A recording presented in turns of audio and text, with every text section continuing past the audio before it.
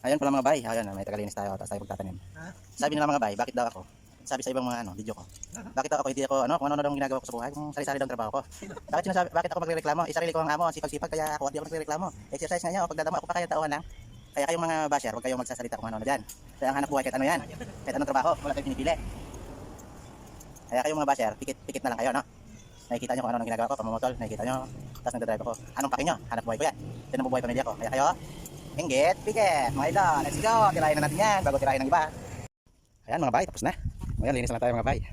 Na ano natin, yung mga ano, ngayon gagawin natin, maglinis. Tingnan nyo muna yung mga finished product ko. Di ba? O, finished product natin mga bay. Ayan mga bay, 2, 4, 6, 8, 10, 12, 14. Ayan mga bay, oh.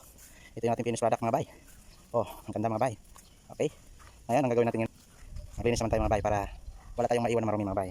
So, linisin natin yung ating kalat. Kalat mo, palinis mo sa iba. Ganun yun mga bay. Oh, ha? Ayan mga bay, balik na linis na. Let's go. Yun. Good morning mga bay. Nandito na naman tayo sa lugar ng ating trabaho. Ang project natin for today. Yan mga bay. Yan. Simulan ako kanina mga bay. Yan. Ito yung tatanim natin mga bay. Yan. Maraming kulang kasi dito. Kaya lalagyan natin ng kulang mga bay. Yan. Kita nyo mga bay. Magaganda yung bulaklak mga bay. Yan. Ayan mga bay. Tatanim na tayo mga bay. Simulan na natin. Let's go. Ayan mga bay. Yan. Uy. Hindi nyo makita mga bay. Malabo mga bay. Ang init. Sample tayo sa mga bay. Ano? Gamit natin ito. Yan. Yan. Yan. Kwento ko sa inyo mga bay. Itong halaman na ganito. Pag binili natin sa mga naghahalaman, puno ng ano yan mga bay. Iba. Wala halos ng lupa. Panoorin nyo mga bay. No? Ayan. Puro pa yan. Pag hindi basa yan, mainit yan. Tinapan natin sila yan, mainit yan. Kaya gawin natin ganyan. Tanggalin natin yan. Sabi ng mga nag-arte, masamang intento daw ito.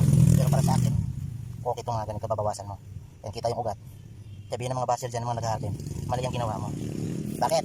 Bakit mali? Sasabihin nila, baka raw ano, kasi gusto nila mamatay agad yung mga halaman para makabintay sila ulit. Pag puro ipang ilagay natin. Diba? Okay, dahil may na, tuloy-tuloy ko na to. Thank you sa support mga bay. Babalik ko kayo.